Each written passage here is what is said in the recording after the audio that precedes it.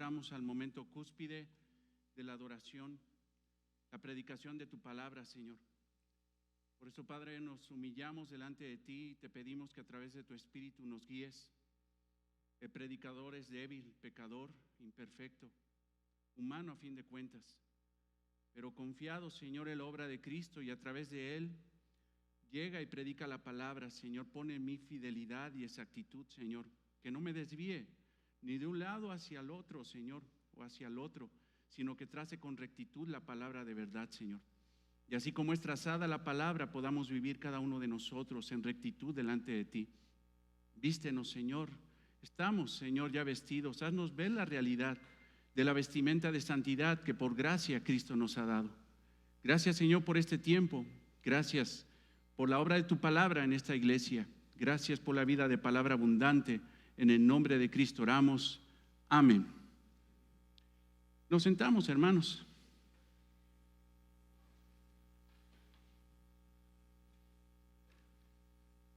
Les voy a poner aquí. Ya me dio calor.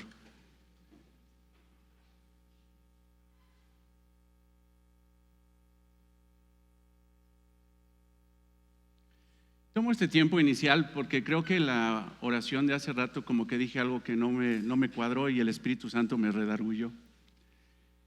Y 2 que 3 miradas también me redarguyeron. No, no es cierto. No, la verdad es que estaba llorando y cerrando los ojos y lo sentí. Dije, Señor, gracias por el amor que has puesto hacia nosotros mismos. O sea, se puede entender como el amor hacia mí mismo. Y si nosotros leemos la Biblia y nos damos cuenta de lo que dice el Señor Jesucristo acerca del más grande mandamiento, que en alguna ocasión un discípulo confundido por las enseñanzas de los escribas y fariseos daban, le preguntó cuál es el más grande mandamiento. Y Jesucristo le dijo que eran 2. ¿Cuáles son?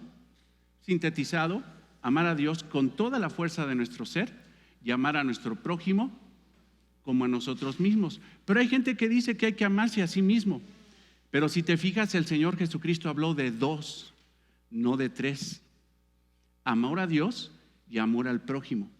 Y para amar a Dios y amar al prójimo, tiene uno que dejarse de amar a uno mismo. Eso es bueno aclararlo, porque de repente no, es que pues hay que amarse primero, ¿no?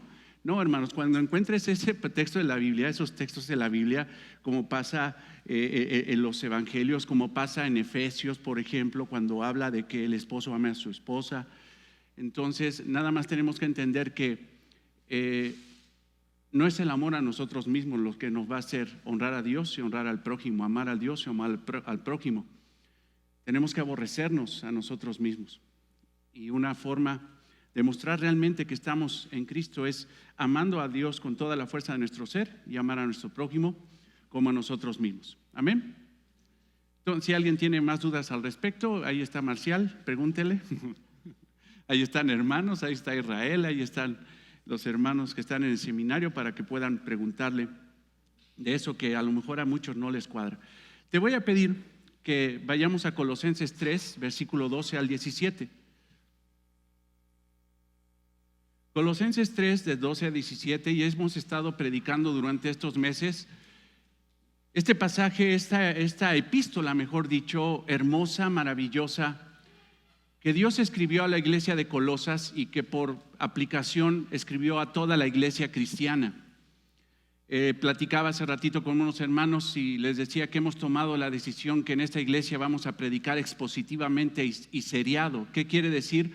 Vamos a exponer el texto. Vamos a predicar lo que dice la Biblia y también lo vamos a hacer de una forma seriada.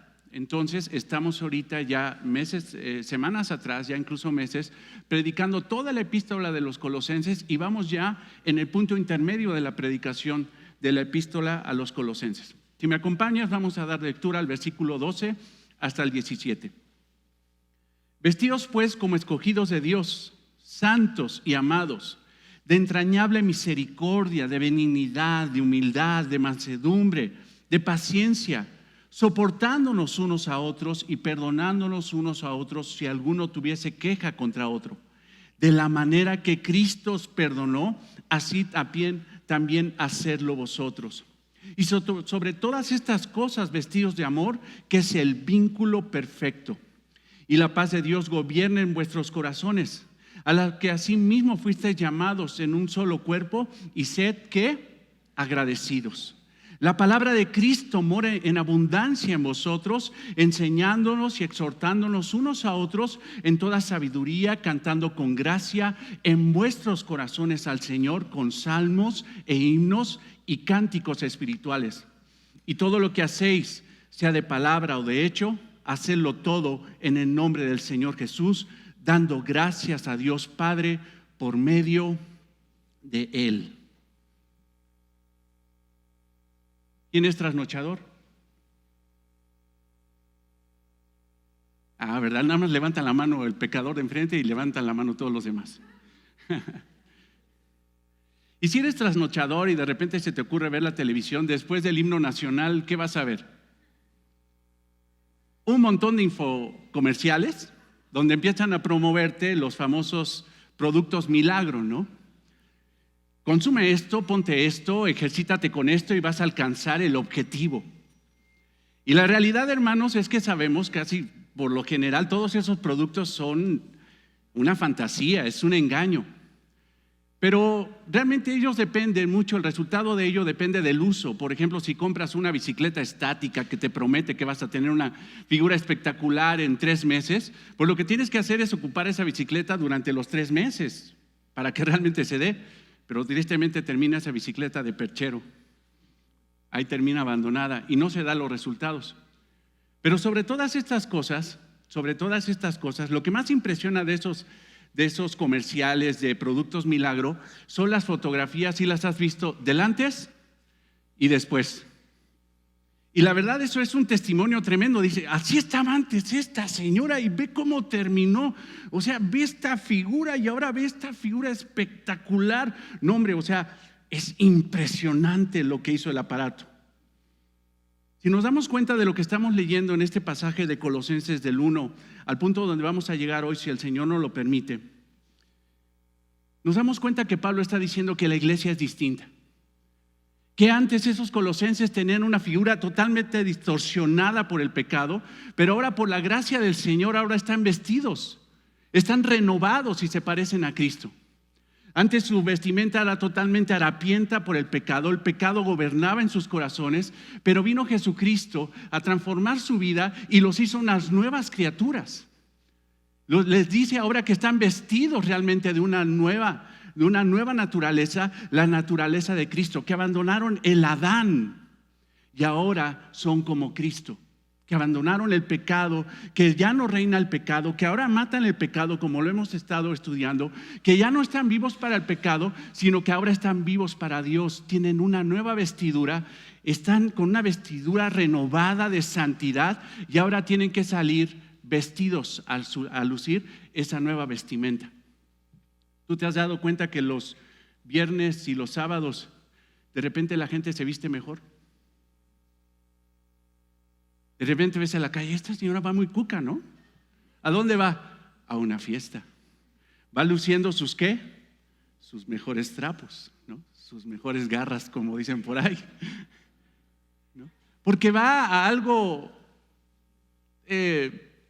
bueno, algo, una fiesta, va con gozo, va con alegría. Hermanos, es así como tenemos que lucir esa nueva vestimenta que te ha dado Jesucristo. Y vamos a ver esto a través de estos pasajes que estamos leyendo. Si quieres apuntar el nombre de la predicación, es la vida radical de un cristiano verdadero, tercera parte. Van a decir, ahora sí, espero en Dios ahora sí terminar. Y para ver esto veremos 4 motivos para lucir esa santidad que Cristo nos ha dado. 4 motivos para lucir esa santidad que Dios nos ha dado. Esa nueva fotografía de la realidad espiritual que eres en Cristo. Aquí Pablo nos va a recordar que los cristianos, como la iglesia de Colosas, como esta iglesia, tienen 4 motivos maravillosos para poder lucir esa santidad. Es impresionante que después de 2000 años podamos ver la frescura de estas palabras que se pueden aplicar como anillo al dedo a esta iglesia. Los 4 aspectos que vamos a hablar es: 1, Cristo te perdonó. ¿Por qué tienes que lucir en santidad? Porque Cristo te perdonó.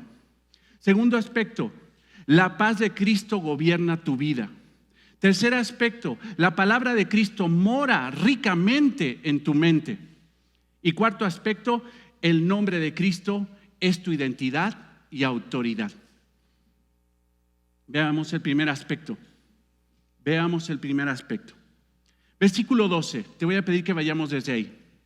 Vestíos pues como escogidos de Dios, santos y ¿qué? Amados, de entrañable misericordia, de benignidad, de humildad, de mansedumbre y de paciencia. O sea, les está diciendo que bajo esas características del nuevo vestido que es en Cristo Jesús, ellos tienen que lucir. ¿Y cómo se luce esa santidad? Lo hablábamos la semana pasada, que se luce a través de ese vestido comprendido de entrañable misericordia, de benignidad, de humildad, de mansedumbre y de paciencia. Estos colosenses, dice Pablo, están listos para lucir una nueva vestimenta de piedad. Ahora, si quieres saber más de eso, compra el disco de la semana pasada. Pero si te enfocas ahora en el versículo 13, pon tus ojos ahí, por favor. Soportándonos unos a otros y perdonándonos unos a otros si alguno tuviese queja contra otro. De tal manera que Cristo os perdonó, así también hacedlo vosotros. Cristo te perdonó. Cristo te perdonó. Pero previamente Pablo está diciendo soportándonos unos a otros. Para nosotros como mexicanos decir, como buenos mexicanos, decir lo soporto, ¿qué connota? Apenas. O sea, estoy ya un pelito de reventar en contra. Lo soporto porque nada más Dios es grande, ¿no?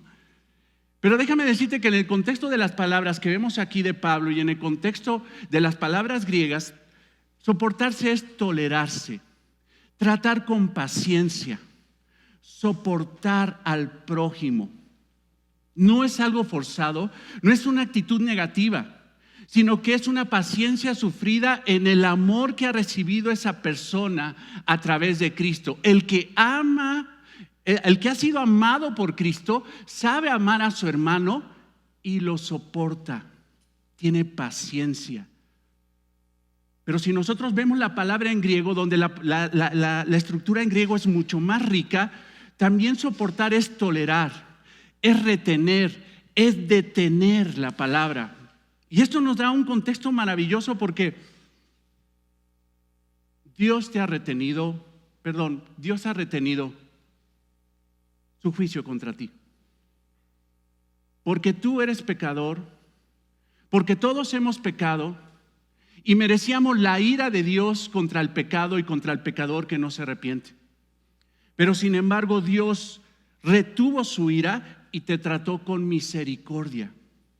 Romanos 2:4, si me acompañas y si no, ahí quédate para ir más rápido, más dinámico. Pero Romanos 2:4 dice la palabra, dice Pablo a los romanos: o menospreciáis las riquezas de su benignidad, de su paciencia y longanimidad, ignorando que su benignidad te guía al arrepentimiento. Te guía al arrepentimiento. ¿Qué está diciendo Pablo? Está diciendo que no despreciemos, que no ignoremos la benignidad y la paciencia que Dios ha tenido con nosotros. Ahora, si tú estás vestido de Cristo y a través de Cristo no vino la ira sobre ti, sino vino la paciencia, y Dios retuvo la ira en contra del pecado, en contra de ti, lo que está diciendo aquí Pablo a los colosenses es que tú tienes que tener la misma paciencia. A lo mejor hay gente que merece que tú te desbordes contra ellos, pero sin embargo está diciendo que tú tienes que soportar, tolerar y retener cualquier juicio en contra de tu hermano. Dios da tiempo, Dios soporta, retiene su juicio para dar oportunidad a las personas para que cambien.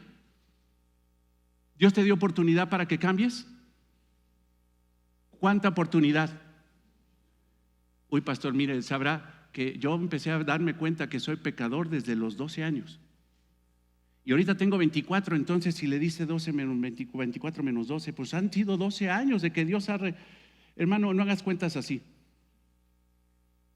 Desde que naciste eres pecador. ¿Alguien tiene hijos chiquitos? ¿Quién les enseña a pecar a sus hijos? ¿Quién les enseña a pegar a sus hijos? ¿Quién les enseña a mentir a sus hijos? No creo que tú estés como con tus hijos. Miénteme más, que me hace tu maldad feliz. O pégame, hijo. O contéstame mal. Él ya nació pecador. Y desde que naciste, Dios ha retenido su ira en contra de tu pecado porque ha tenido paciencia contigo. Y es la misma palabra que utiliza el apóstol Pablo para decir: ten paciencia para que la gente tenga la oportunidad de cambiar. Tú no sabes cuándo viene el cambio de parte de Dios, pero lo que tú sí tienes que hacer es tener paciencia con tu prójimo, retener tu juicio y tener mucha paciencia, longanimidad, benignidad para con esa persona. ¿Sabes qué? Pablo fue un ejemplo de ello. Hacía un estudio y hice un examen ahí para el seminario de predicación y me di cuenta que Pablo dice: Dios tuvo mucha paciencia conmigo. ¿Por qué? Porque yo lo perseguía, porque yo perseguía a la iglesia. Yo era un verdadero blasfemo en contra de Jesucristo, negaba la deidad de Cristo, pero yo lo perseguía y hacía todo eso por ignorancia e incredulidad. Pero Dios me dio la oportunidad de arrepentirme. Dios me dio la oportunidad de conocer la realidad de que Cristo es el Señor. Dios me trató con paciencia y retuvo su ira. Y un día en el camino a Damasco, en la carretera a Damasco, me dio la oportunidad de conocerle. Y yo le confesé como mi Señor, como Señor, ¿quién eres? Dios tuvo paciencia conmigo y retuvo su ira. De la misma forma tenemos que ser los unos con los otros. El verdadero amor, lo sabemos, en Primera de Corintios es definido dentro de muchos aspectos. En Primera de los Corintios es: el amor todo lo cree, todo lo espera y todo ¿qué? Cuando una persona soporta a su hermano y retiene y le da la oportunidad de cambio, está mostrando madurez espiritual, está mostrando amor. De repente ya dan ganas de cortarle la gracia a las personas.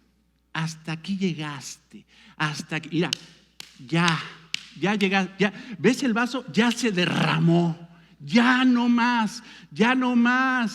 Y hermano, recuerda nada más lo que hizo Cristo contigo y lo que va a seguir haciendo Cristo contigo, porque vas a seguir pecando. Sin embargo, Él retiene y te ama y te da la oportunidad. El siervo de Dios es tolerante y amoroso con los demás cristianos. Eso caracteriza a la iglesia de Cristo. Eso la caracteriza. Pablo era un blasfemo, pero sin embargo Dios le dio la oportunidad.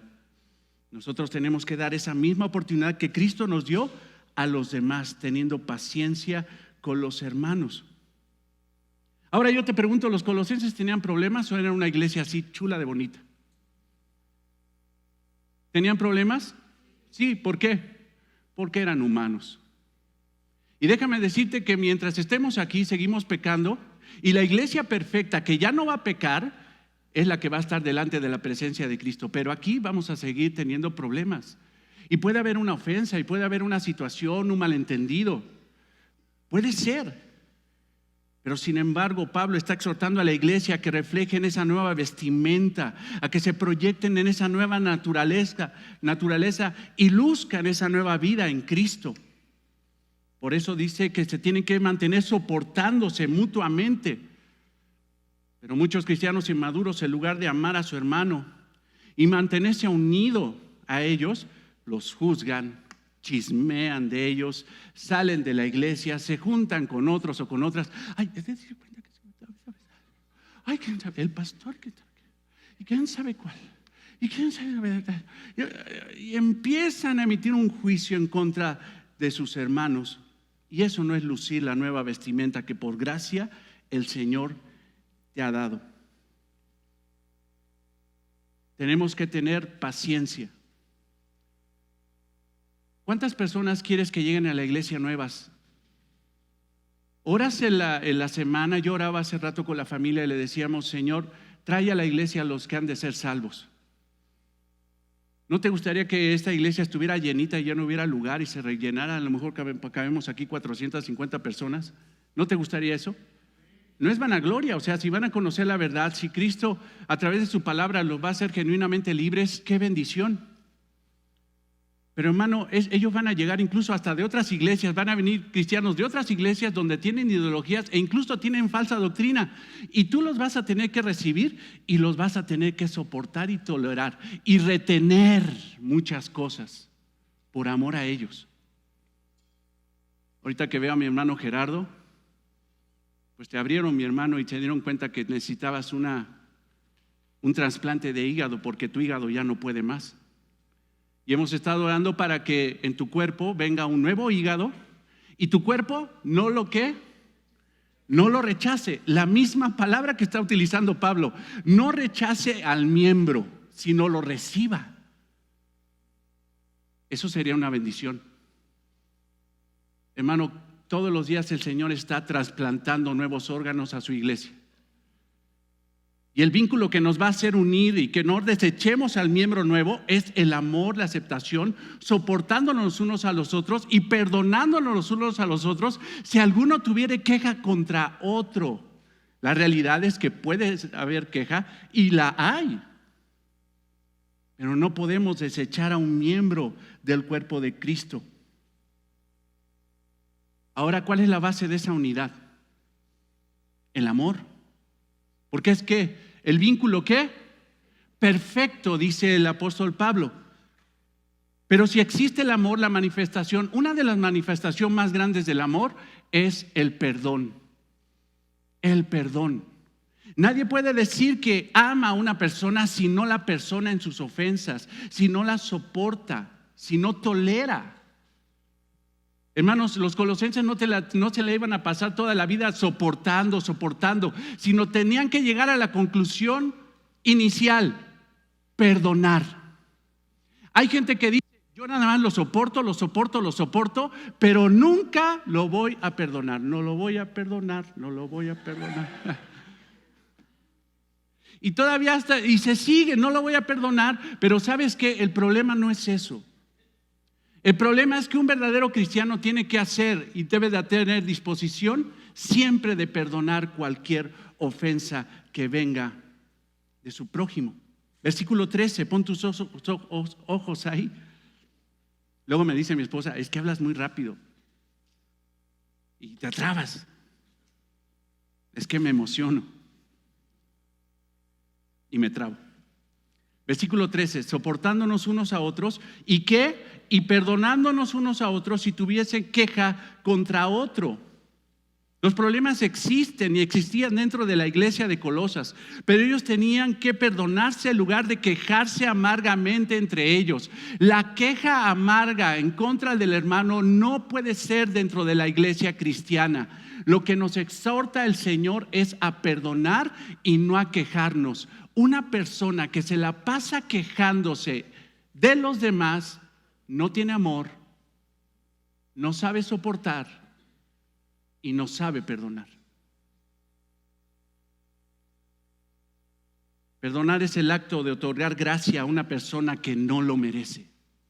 Perdonar es el acto de otorgar gracia a una persona que no lo merece. No era suficiente que estos hermanos soportaran el dolor y la provocación que hay incluso dentro de una iglesia. No podían quejarse amargamente, tenían que llegar al punto decisivo de perdonar. Lo perdono y punto. Ya no me voy a quejar, yo lo voy a perdonar. Perdonar al ofensor. Si ellos no perdonaban, si ellos no perdonan, darían pie a sentimientos de malicia en sus mentes. Y eso los llevaría a cometer pecados mayores. La falta de perdón lleva a la malicia y lleva a pecados mayores que pueden terminar en el asesinato. Esposa que mata a su esposo y dice que es cristiana.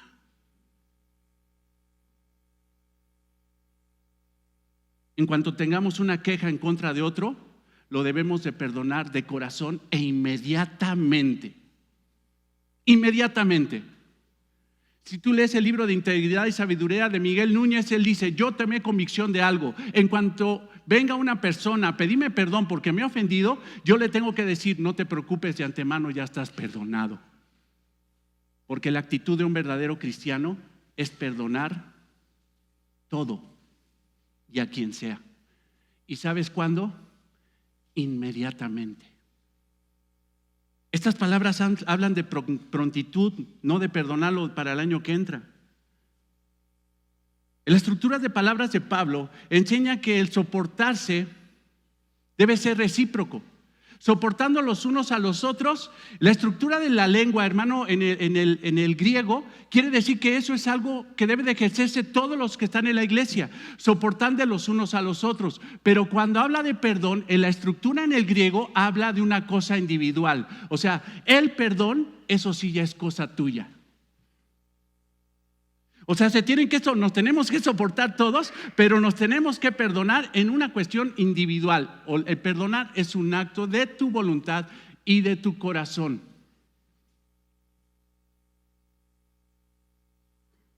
¿Qué quiere decir esto? Sin importar lo que la otra persona haga, la debes de perdonar.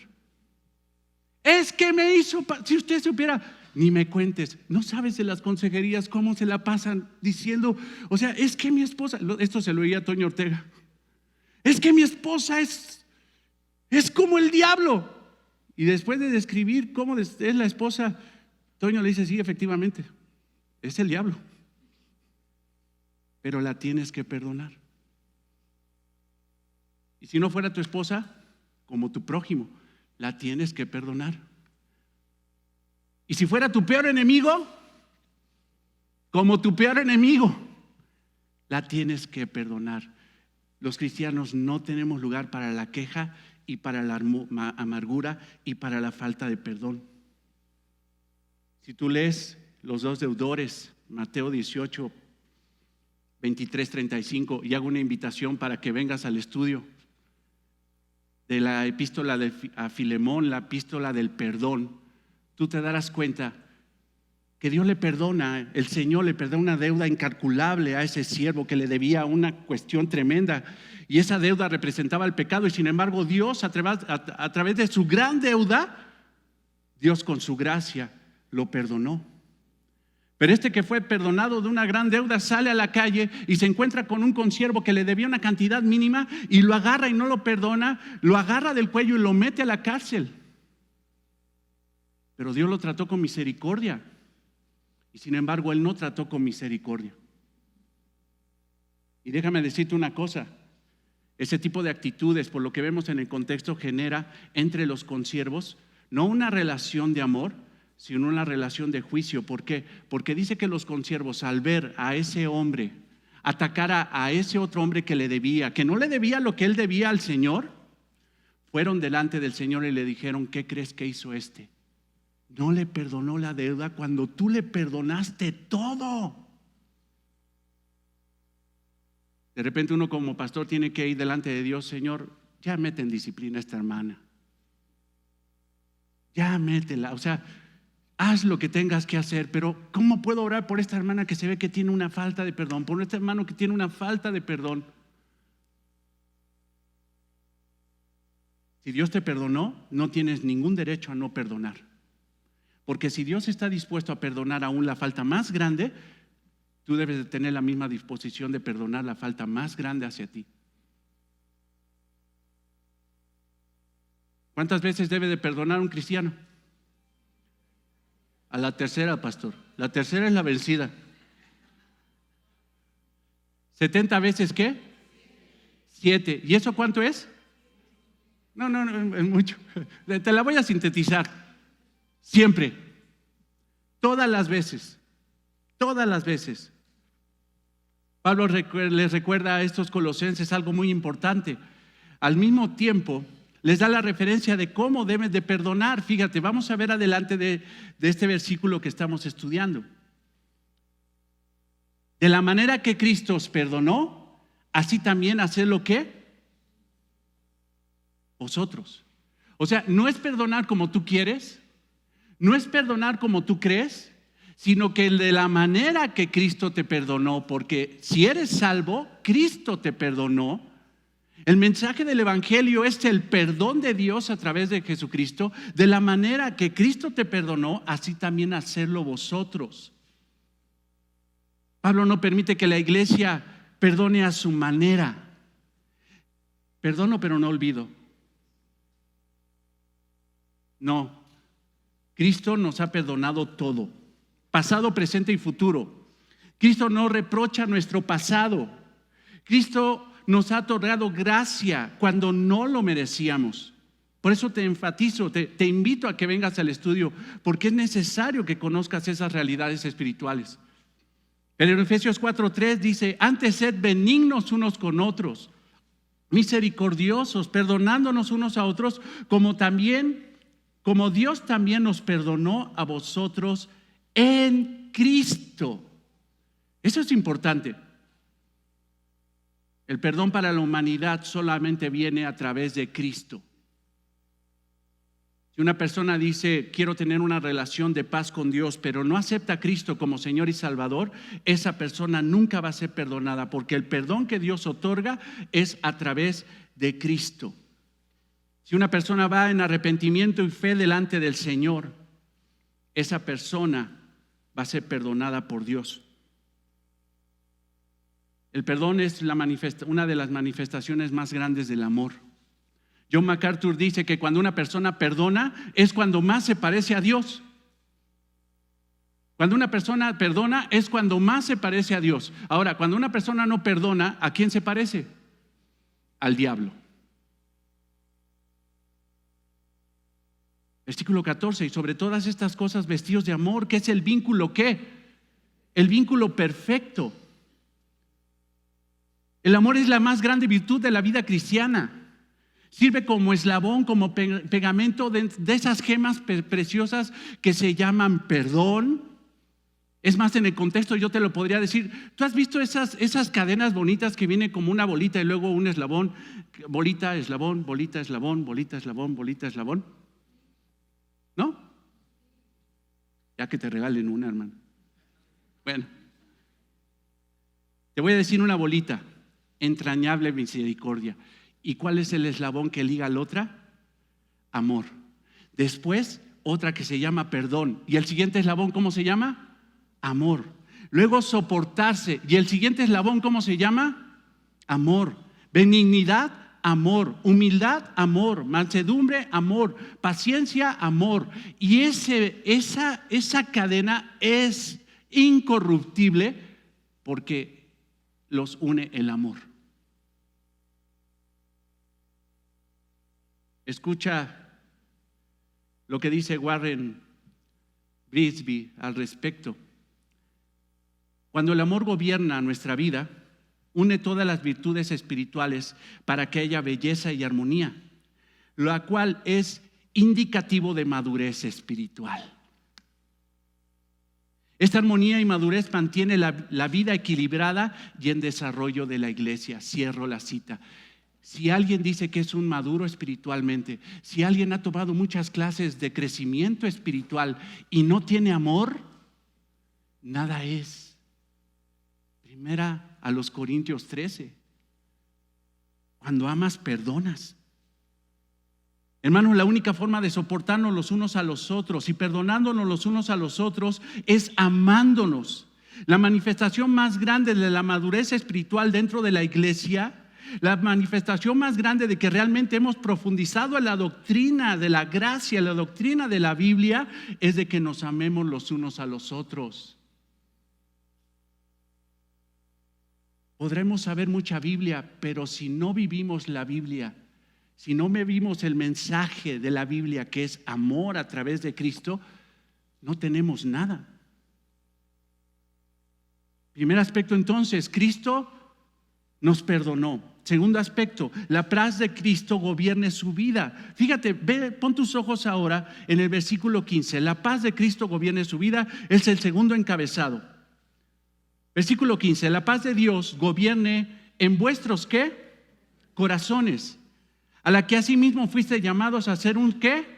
Un solo cuerpo y sed ¿qué? agradecidos. Ahora Pablo aquí da un giro. Habla del carácter del creyente en los versículos previos, pero ahora va a hablar de la conducta del creyente. ¿Qué es paz? ¿Qué es paz? Aquí la palabra es en griego, pero tiene un origen hebreo.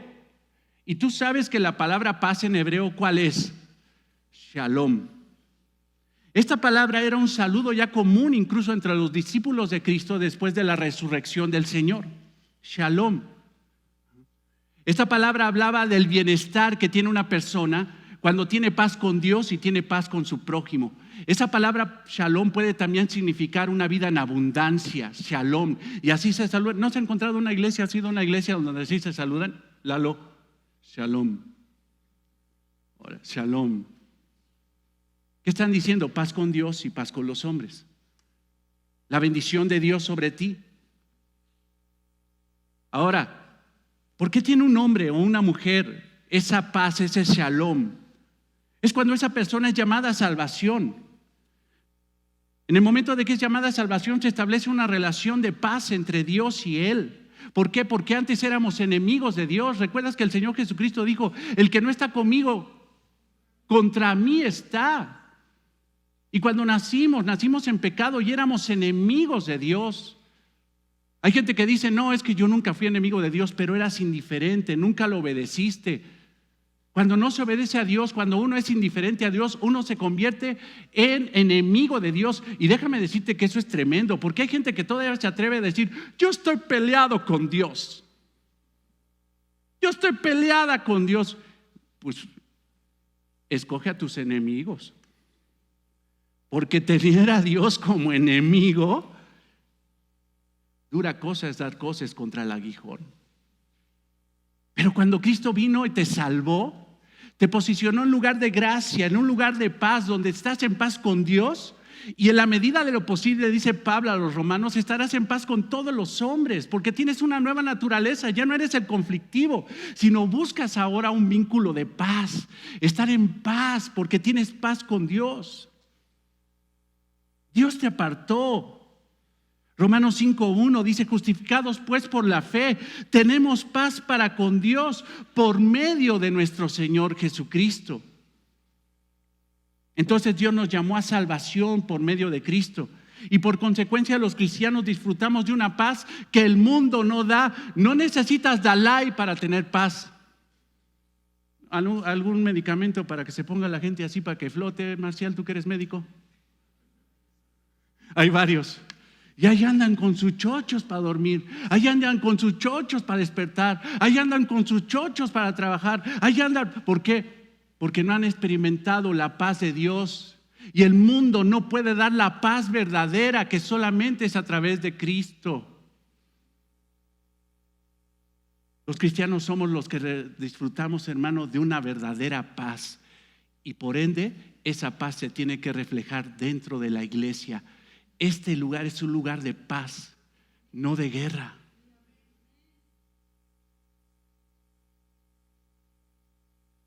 Esa paz de Cristo asegura la calma en los tiempos de dificultad.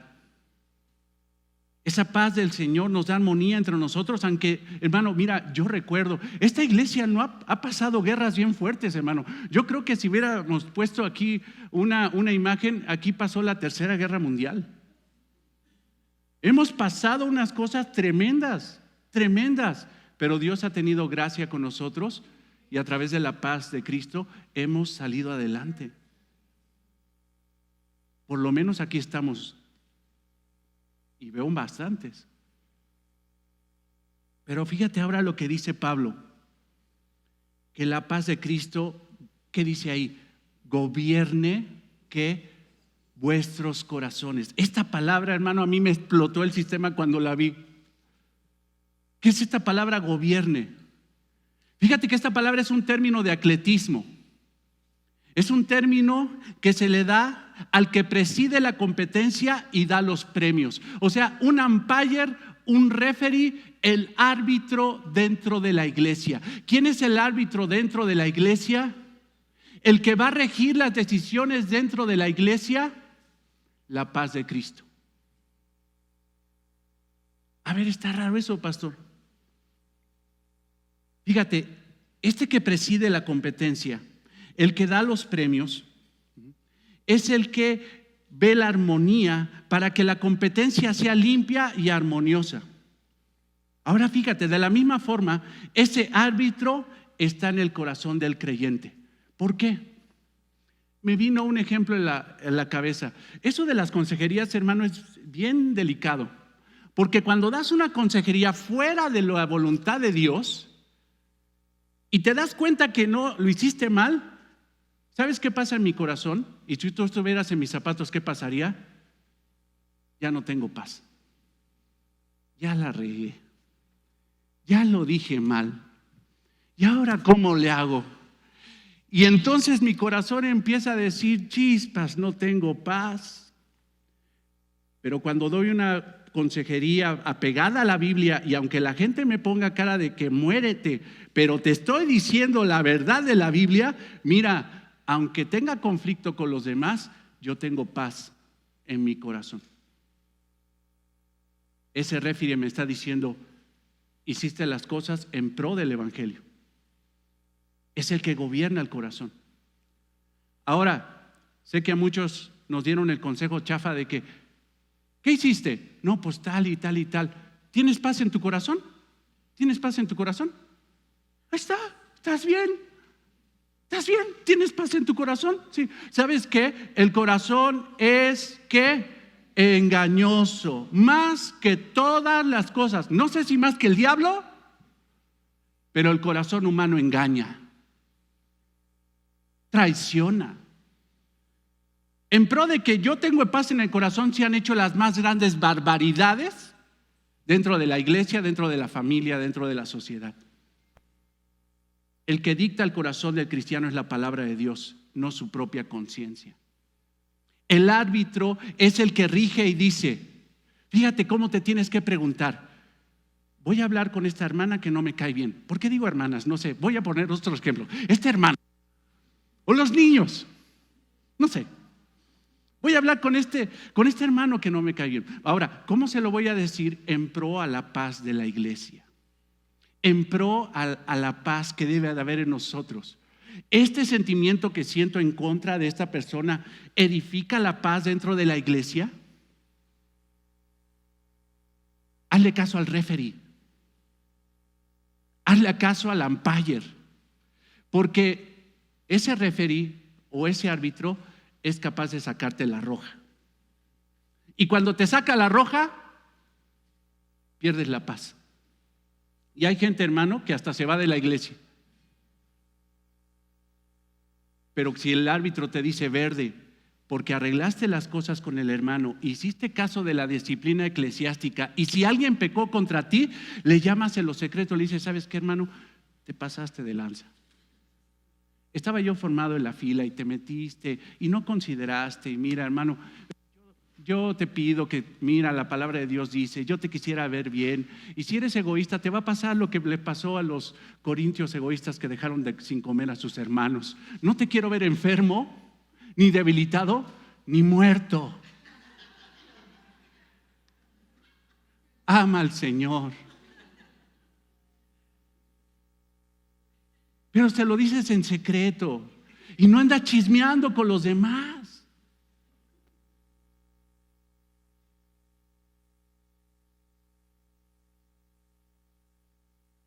¿Cómo sabe un creyente que está haciendo la voluntad de Dios? La respuesta es la paz de Cristo.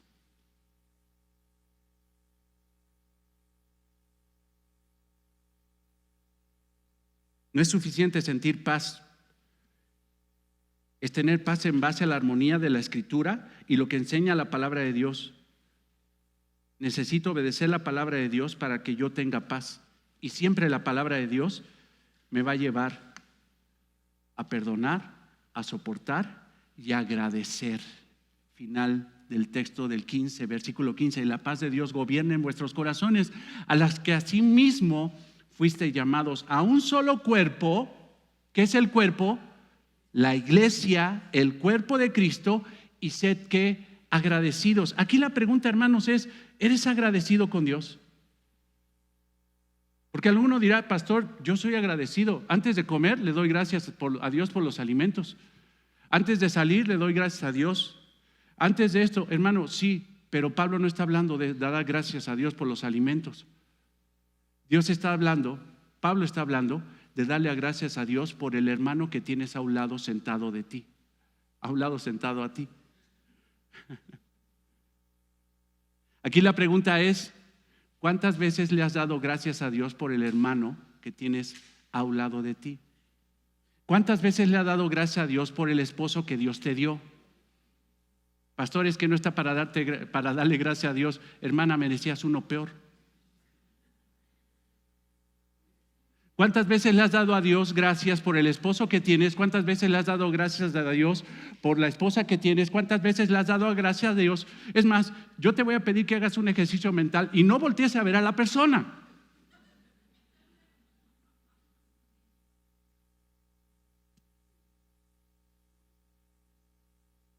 ¿Cuántas veces has dado gracias a Dios por la persona más difícil de la iglesia?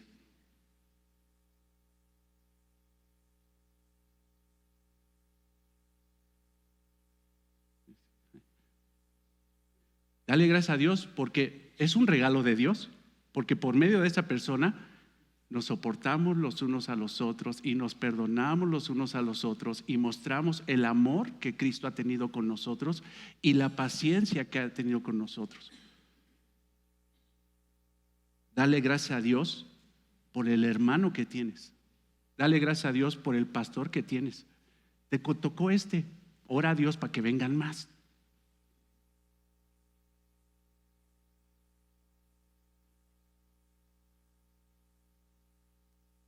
Debemos de servirnos los unos a los otros, lavarnos los pies los unos a los otros. Pero me temo que algunos hermanos quisieran lavarle con ácido los pies a su hermano. Si tienes un hermano difícil dentro de la iglesia, y los hay,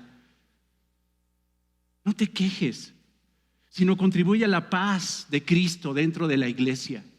Habla con él, ora por él, dale gracias a Dios por él, pero contribuye a la paz. No dejes que la carne sea el referee de esta iglesia.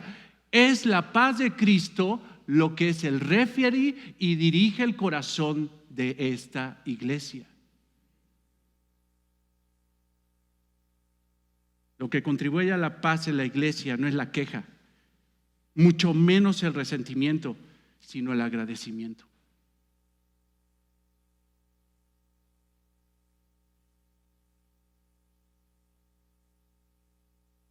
El agradecimiento. Primer aspecto, Cristo nos perdonó. Segundo aspecto, la paz de Cristo gobierna nuestras vidas. Tercer aspecto, la palabra de Cristo mora ricamente en nuestras mentes. Versículo 16. La palabra de Cristo more en abundancia, ¿en quién?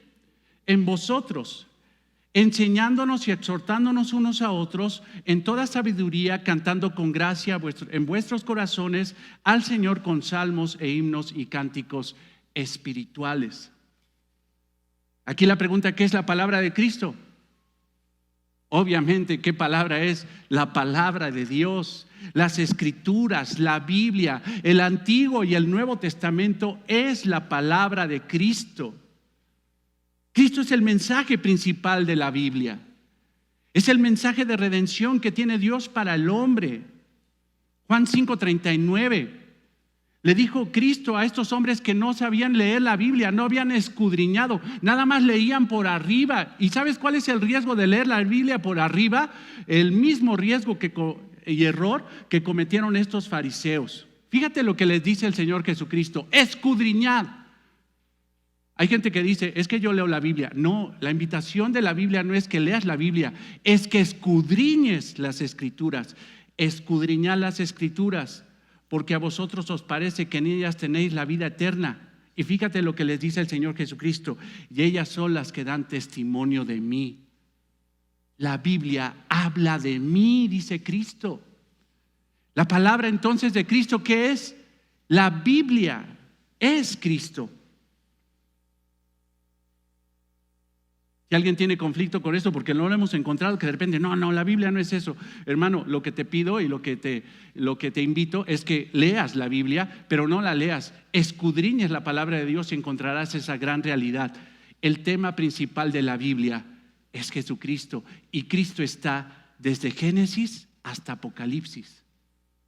Está presente el Señor. Pero ahora Pablo les dice a los colosenses, esa palabra debe de, ¿qué? ¿Qué dice ahí? Ayúdame con esa palabra. Morar. ¿Qué es morar? Habitar. Habitar en el corazón. ¿Qué es el corazón? ¿Ya lo sabes? La mente. Debe de habitar en la mente de ellos. Pero no solo que habite, sino que sea bien recibida. La palabra, hermano, es que habite en un lugar donde es bien recibida la palabra, con gozo. Como cuando tú recibes a alguien que amas. Por ejemplo, hemos ido y sentimos el amor de los hermanos que de repente nos invitan a su casa y de veras que nos tratan de maravilla. A ver cuándo se repite. Nos tratan de, ¿por qué? Porque nos aman y nos reciben muy bien y nos atienden y nos dan un buen lugar, un buen espacio. Así debes de recibir la palabra de Dios. No es simple y sencillamente, pues la palabra habita en mí. No, es ser bien recibida, con gozo, con gran atención.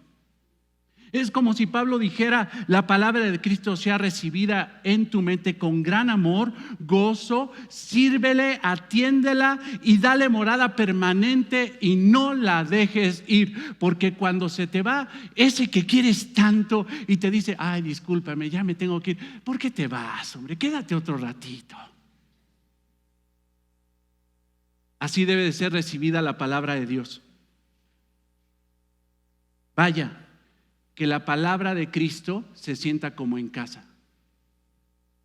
Es lo que está diciendo, que la palabra de Cristo more en abundancia, se sienta como en casa, en tu mente y en tu corazón.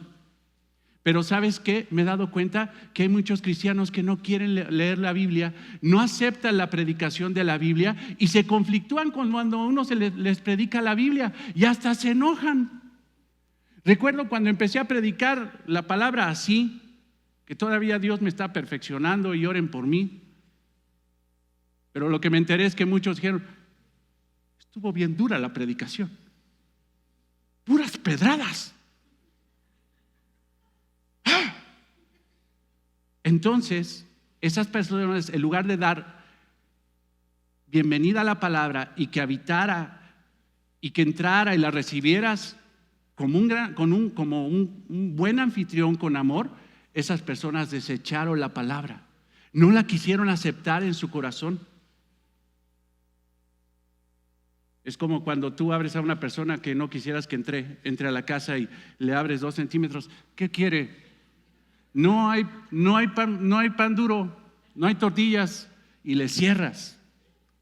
Pero cuando tú amas a esa persona y quieres que entre a tu casa, abres de par en par la puerta para que entre esa persona porque la amas. Así tiene que ser recibida la palabra de Cristo en tu mente. Pero hay gente que no lo quiere. Y por eso Santiago 1:19 dice: por esto, mis amados hermanos, todo hombre sea pronto para oír, tardo para hablar y tardo para airarse. Y cualquiera dirá, oye, qué buen consejo, parece un consejo de comunicación. Hermano, si ves el contexto de lo que se está hablando, Santiago está hablando de la palabra. ¿Y qué dice en relación a la palabra? Todo hermano, todo hombre cristiano tiene que ser pronto para oír la palabra y quedarse callado. Y después, tardo para hablar. O sea, ya que entiende la doctrina, hablar. Porque si no entiende la doctrina de Cristo y no entiende la Biblia, dice el siguiente aspecto, tardo para airarse, se va a enojar en contra de la palabra de Dios. Pastor, ¿por qué tengo yo que someterme a mi marido? Cállate, escucha, aprende. Porque si no haces eso, lo primero es enojarte y cerrarle la puerta a la palabra. Pero el verdadero cristiano abre la puerta y la palabra de Cristo mora en abundancia en su corazón. Ahora tenemos un adverbio. Después de la orden que da Pablo, abundante. O sea, no solamente dice morar, sino abundante, ricamente la mente del creyente. La palabra de Cristo more abundantemente, ricamente en la mente de ellos, en la mente de los colosenses. ¿Qué entiendes por ricamente? Yo leo la Biblia todos los días, pastor. Ricamente. ¿Te saturas de la palabra de Dios? Lo que le dedicas al Facebook, ¿lo duplicas de la palabra de Dios? De estudiar, de escudriñar, de venir a los estudios, de pararte temprano, de venirte al estudio con Israel, nuestro hermano Israel, de Filemón, de venir al estudio de fundamentos de la fe, de venir los jueves. O sea, realmente hay prioridad para que tengas abundancia, riqueza, abundante palabra de Dios en el corazón.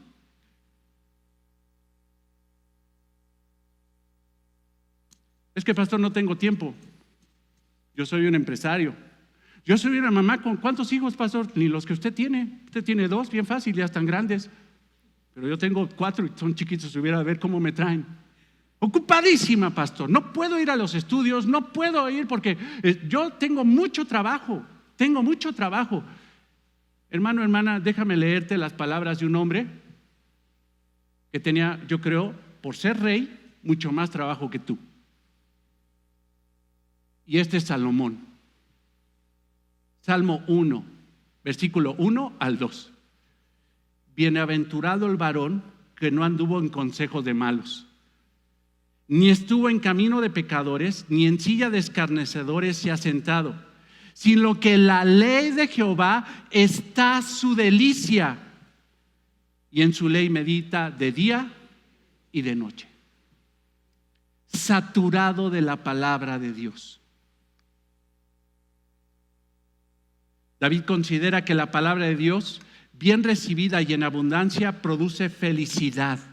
Aleja a la persona de la vida de pecado y la acerca al propósito de Dios. Será como árbol plantado a un lado de corrientes de agua, que dará fruto a su tiempo, y su hoja, que dice perenne, no cae. Si la palabra de Cristo mora en abundancia en la mente de nosotros, en la mente de estos colosenses, tendrán resultados significativos. Una forma de enseñarse y motivarse correcta entre ellos, una alabanza que glorifique a Dios, una vida agradecida con Dios y con los demás. Si la palabra de Cristo abunda en el corazón de la iglesia, esa iglesia alaba al Señor, no ofende a Dios con sus vidas. Las mujeres son ayuda idónea de sus esposos, las esposas aman a los esposos aman a sus esposas. Los padres no exasperan a sus hijos, los hijos obedecen a los padres y los siervos obedecen a sus amos. Cuando la palabra de Cristo abunda en los corazones. La palabra de Cristo escudriñada, estudiada, amada y obedecida hace que la vida cambie radicalmente para bien. ¿Por qué se llama palabra abundante esta iglesia? Por este versículo. Que la palabra de Cristo abunde, more ricamente, abundantemente en los corazones, en tus corazones. Por este versículo 16. Ahora, no me clavo mucho en esto, quiero avanzar. Pero tú sabes qué es ser lleno del Espíritu Santo. Porque todo el mundo, lléname, Señor, lléname de tu Espíritu. Y Pablo todavía da un imperativo a los efesios. En Efesios 5:18 les dice: no os embriaguéis con vino, en lo cual hay disolución, sino antes bien ser ¿qué? Llenos del Espíritu Santo. Pero ¿qué es ser lleno del Espíritu Santo? Porque es una necesidad del creyente, es algo que tiene que buscar el creyente. No sé si sepas, pero Efesios y Colosenses fueron escritas en el mismo lugar por Pablo, en la cárcel, en Roma. Y Pablo se dio cuenta que los problemas de los colosenses eran iguales prácticamente a los de Éfeso, los de Colosas con los de Éfeso. Y el 25% de las dos cartas coinciden en su contenido, son iguales. Entonces, una regla de interpretación bíblica es, si no entiendes que es ser lleno del Espíritu Santo en Efesios 5, 17, 18, lo que tienes que ver es el paralelo en Colosenses. Y el paralelo en Colosenses de ser lleno del Espíritu Santo es que la palabra de Cristo more abundantemente en tu corazón. ¿Qué es ser lleno del Espíritu Santo? Irme a un evento donde con Dante Gebel, que va a estar en el Auditorio Nacional, y voy a levantar las manos y le voy a decir al Señor: lléname de tu Espíritu. Y si oyeras la voz de la Biblia, el Señor te dirá: tú no tienes que pedir eso porque tú ya estás completo en Cristo. Ser lleno del Espíritu Santo es que la palabra de Cristo abunde en tu corazón. Estúdialo en tu casa, y si lees el pasaje de Efesios 5, 17, 18 hacia abajo, y si lees Colosenses 3, 16 hacia abajo, te vas a dar cuenta que el resultado es el mismo. Las casadas se sujetan a sus maridos, los esposos aman a sus esposas, los hijos obedecen a sus padres. Es el mismo resultado y por ende es la misma cosa. Ahora, quiero avanzar. Vele el versículo 16. La palabra de Cristo mora en abundancia, ¿en qué? En vosotros, enseñándonos y exhortándonos unos a otros en toda ¿qué? Sabiduría, cantando con gracia en vuestros ¿qué? Corazones al Señor con salmos e himnos y cánticos espirituales. Órale, hagamos caso al texto. ¿Qué dice? Que la palabra de Cristo more en abundancia en vosotros. Y esa palabra tiene que ser enseñada y tiene que ser un vínculo de exhortación para la iglesia, le dice Pablo a los colosenses. Pero ¿cuál es el medio que va a utilizar la iglesia, que debe utilizar para conocer la palabra? Distinto a predicar la palabra, conocer la palabra y exhortarse los unos a los otros. La alabanza. Fíjate en esto. La alabanza tiene dos sentidos, dice Pablo. Uno vertical, adorar a Dios. Uno horizontal, exhortar al hermano y enseñarle teología al hermano. Enseñarle la palabra de Cristo al hermano. O sea, la alabanza, hermano, es mucho más que cantarle cosas dulces a Dios. La alabanza es mucho más que sentir bonito cuando estoy cantándole a Dios. La alabanza tiene dos sentidos: uno, alabar a Dios, y el otro, que la iglesia conozca la doctrina y que por medio de la alabanza seamos motivados los unos a los otros.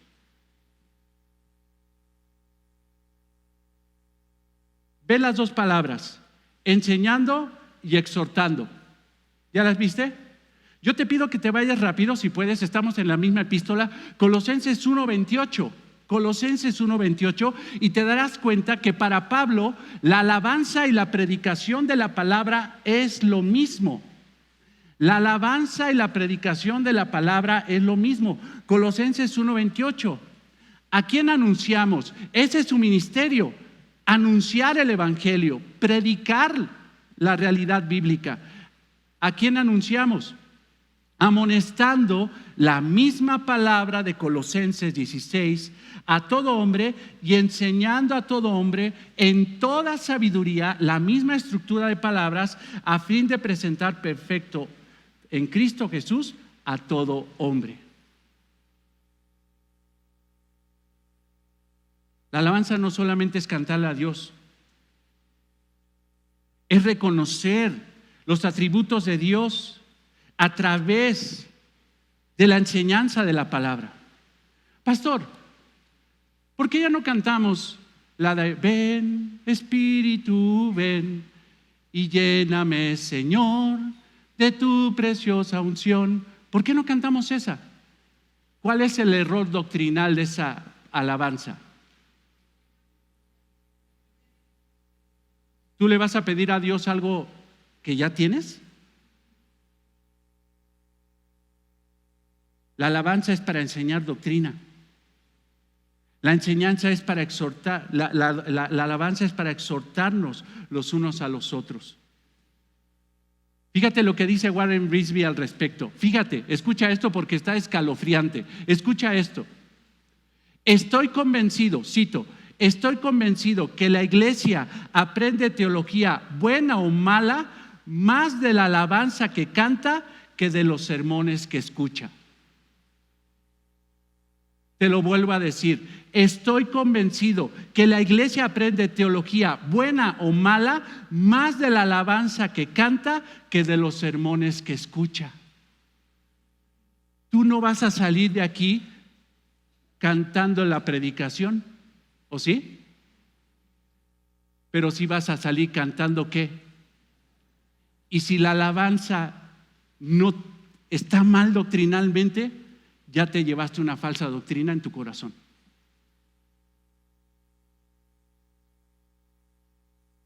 Ahora, hermanos, la otra vez me decía Marcial, ¿qué cree? Bueno, Lupita, Marcial, son una sola carne, hermano, no te preocupes. Me decía, ¿qué cree? Vimos una predicación del lugar donde estaban, porque ellos no vienen de esa iglesia, gloria a Dios. Y me dice, vimos una predicación del lugar donde estaban. Dice el hermano Marcial, ¿cuántos minutos aguantaste esa predicación? ¿Cuántos? 3 minutos. 3, porque no aguantó una predicación mediocre, hueca de la palabra de Dios. Ahora, aquí la pregunta es para Marcial y yo sé lo que me va a contestar. ¿Tú tolerarías una alabanza mediocre? No.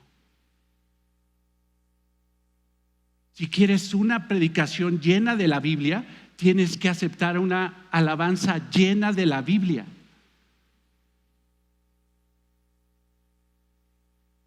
Oh, pastor, es que me apuro. Y vos, no, está bien, está bien. Dice el hermano, no, está bien, sígale. Oiga, pastor, es que ¿qué vamos a cantar himnos?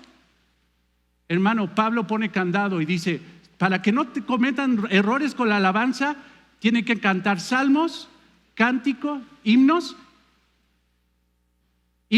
y cánticos espirituales. ¿Qué está diciendo? Apéguense a los salmos. Oiga, pastor, pero imagínese cantar un salmo. No, hombre, necesitamos alabanzas cortitas y repetitivas. Que repitamos, Dios me ama y su amor es tan grande, incondición. Dios me ama y sí te ama, pero ¿qué más? ¿Qué más? ¿Qué más? ¿Qué más? Pastor, es que he visto en las iglesias bautistas, en las iglesias reformadas, sus himnarios, y son unos chorizos así.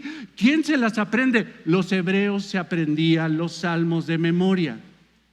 Y el Salmo 119 se lo sabían de memoria. ¿Por qué? Por medio de la música, porque la predicación no tiene el poder de memorización que la alabanza. 2 por 1, 2, 2 por 2, 4, 2 por 3, 6. Pero te amarran las manos, 2 por 1, pero cuando lo tarareas, te sale.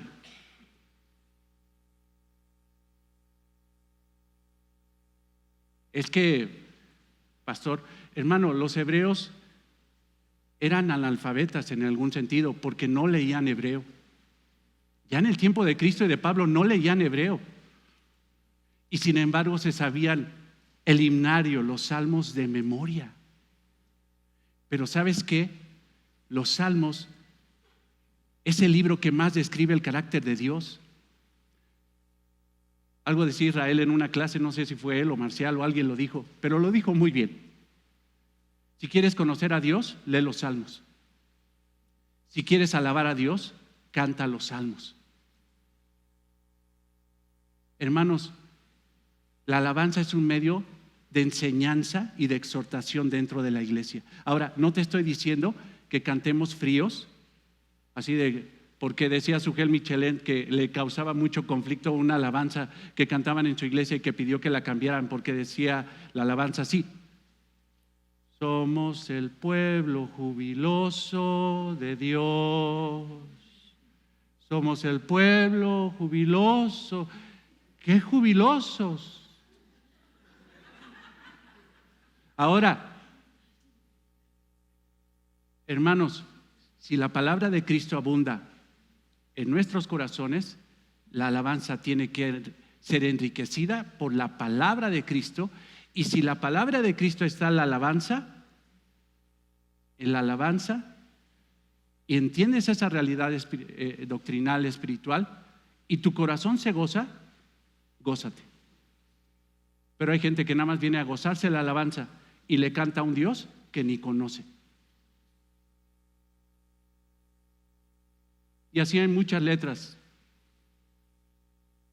alabanzas que ponen de manifiesto que no conocen a Dios. No aceptemos alabanzas mediocres en esta iglesia, porque no aceptamos ya predicaciones mediocres.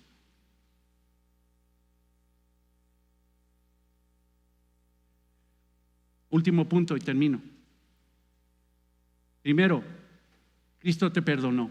¿Por qué te tienes que vestir de santidad? ¿Por qué tienes que lucir esa nueva vestidura? Porque Cristo te perdonó. Porque la paz de Cristo gobierna en tu vida. Porque la palabra de Cristo mora ricamente en ti. Y último aspecto, y más rápido, en nombre de Cristo es tu identidad y autoridad. Versículo 17: y todo lo que hacéis, sea de palabra o de hecho, o sea, lo que hables y lo que hagas, hacedlo todo en el nombre de Jesús, dando gracias a Dios Padre por medio de Él. ¿Cuántos oran y al final dicen en el nombre de Jesús? Amén. Y en una ocasión dejé de orar así y yo decía: Señor, gracias, amén. Y se me quedaban viendo, te faltaron las palabras mágicas, las palabras claves, el remate que tiene que orar todo cristiano. Todo cristiano tiene que decir al final, en el nombre de Jesús, amén. Yo te pido que leas el Sermón del Monte, el modelo de oración que Cristo dio a los discípulos, y nunca dijo que una oración tiene que terminar en el nombre de Jesús, amén. Lee la Biblia y ninguna oración termina en el nombre de Jesús, amén. El único versículo que habla en el nombre del Señor es este. ¿Pero qué quiere decir en el nombre del Señor?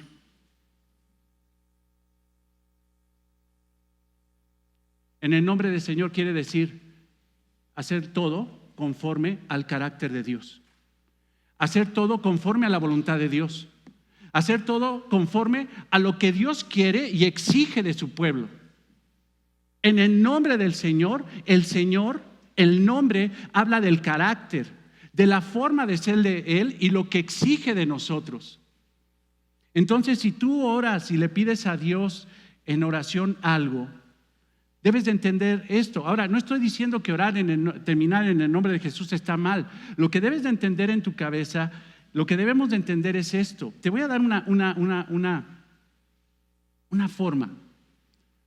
A lo mejor podrías terminar así tu oración. No es un mandato, puede ser, pero debemos de entender esto. Señor, yo soy imperfecto y me puedo equivocar en mi oración, pero te pido que todo lo que pedí sea conforme a tu carácter. ¿A quién eres tú? Conforme a tu voluntad y no conforme a lo que yo quiera, en el nombre de Jesús. Amén. Cuando tú estás orando eso, estás diciendo: Señor, hágase las cosas conforme a lo que tú quieres.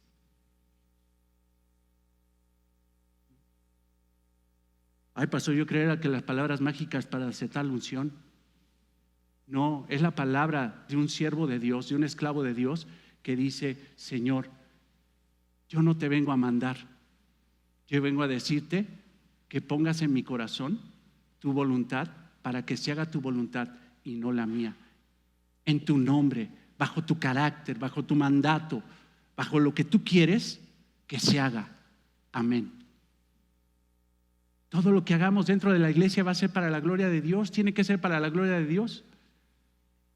Cuando tomemos decisiones en la iglesia tenemos que pensar, ¿esto es conforme a la voluntad de Dios? ¿Esto es conforme a la voluntad del Señor? ¿Esto es lo que enseña la Biblia acerca de la iglesia?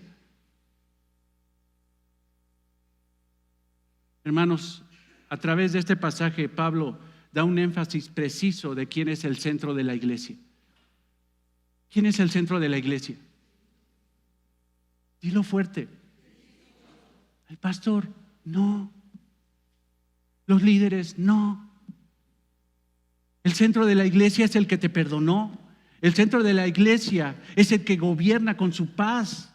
El centro de la iglesia es el que te predica su palabra y hace en ti una morada para que entre la predicación y radique en tu mente, en tu corazón y te transforme. El centro de la iglesia es Cristo, tu identidad y tu autoridad.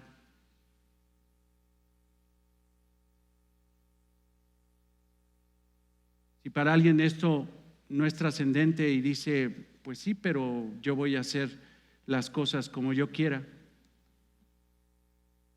yo le pido que revise su foto de antes y después, porque probablemente si compara su antes y su después, siguen iguales.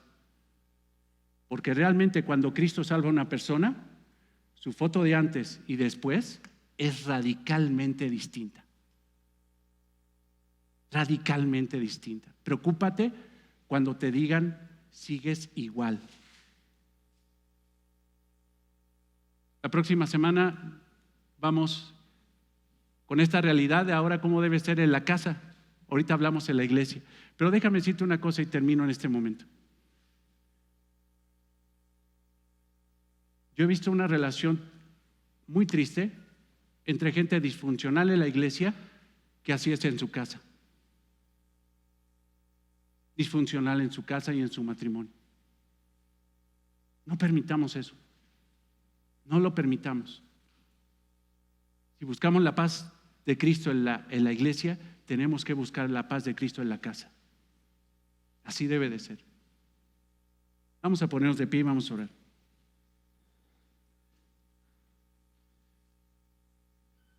Amado Señor, yo te doy gracias por la paciencia que han tenido mis hermanos.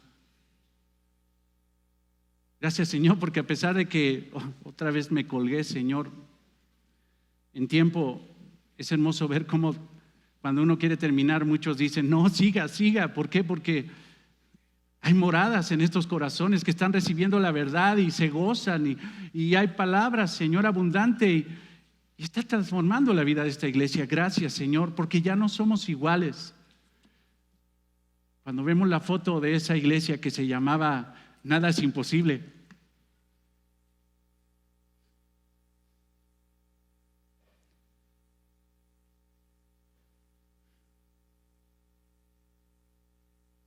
y ahora es igual, porque ahora esta foto se llama Palabra Abundante. Gracias, Señor,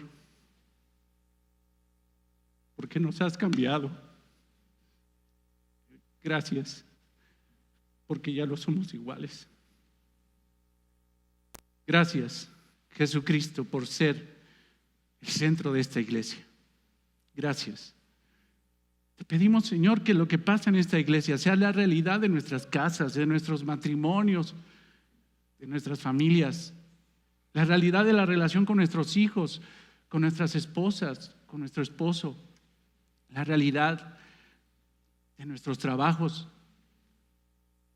Porque, Padre, tenemos que salir a lucir esa nueva vestimenta, limpia y resplandeciente que por gracia tú nos has dado. Gracias, Señor. En el nombre de Cristo, nuestro Señor y nuestro Salvador. Amén.